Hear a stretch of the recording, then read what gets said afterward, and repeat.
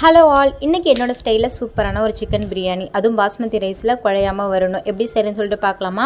First அதுக்கு தேவையான வெங்காயம், தக்காளி, பச்சை மிளகாய், புதினா மல்லித்தலை, அதுக்கப்புறம் இஞ்சி பூண்டு பேஸ்ட் எல்லாமே ரெடி பண்ணி எடுத்து வச்சுக்கோங்க. இப்போ பாஸ்மதி ரைஸ் பார்த்திங்கன்னா நான் 2 டம்ளர் அளவுக்கு எடுத்துருக்கிறேன். 2 டம்ளர்னால் 1 டம்ளருக்கு 1.5 டம்ளர் அளவுக்கு நம்ம தண்ணி ஆட் பண்ணணும். நான் சொல்கிற ரேஷியோ யூஸ் பண்ணி பாருங்கள், கரெக்டாக வரும்.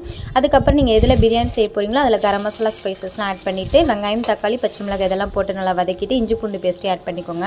வெங்காயம் லைட்டாக கோல்டன் ப்ரௌன் ஆகணும், அப்போ தான் டேஸ்ட்டு நல்லாயிருக்கும். நம்ம கட் பண்ணி வச்சுக்கலாம் வதக்கிட்டு அதுக்கப்புறம் மசாலா பவுடர்லாம் ஆட் பண்ணணும். மசாலா பவுடர்னு பார்த்தீங்கன்னா சில்லி பவுடர், கரம் மசாலா, பிரியாணி மசாலா தேவைக்கேற்ப நீங்கள் ஆட் பண்ணிக்கோங்க. சிக்கன்லாம் போட்டு நல்லா மிக்ஸ் பண்ணதுக்கப்புறம் 1/2 கப் அளவுக்கு தயிருமே ஆட் பண்ணிக்கோங்க. இப்போ நான் தண்ணி ரேஷியோ சொன்னேன் இல்லையா, ஸோ அது எல்லாமே ஆட் பண்ணிவிட்டு நல்லா கொதி வந்ததுக்கப்புறம் ரைஸுமே ஆட் பண்ணிக்கோங்க. ரைஸ் வந்து நான் 20 மினிட்ஸ் வந்து ஊற வச்சுருக்கிறேன். உங்களுக்கு தகுந்த போல் நீங்கள் ரெடி பண்ணிக்கோங்க. தண்ணியும் அரிசியும் ஈக்குவலாக வந்ததுக்கப்புறம் உப்பெல்லாம் செக் பண்ணிவிட்டு லாஸ்ட்டாக மல்லித்தலாம் தூவிட்டு ஒரு பழைய தோசைக்கல் இருந்தால் ஒரு 20 மினிட்ஸ் வந்து நீங்கள் தம் போட்டிங்கன்னா லோ ஃப்ளேம்லேயே விட்டு ரொம்ப சூப்பரான சிக்கன் பிரியாணி ரெடி ஆகிடும்.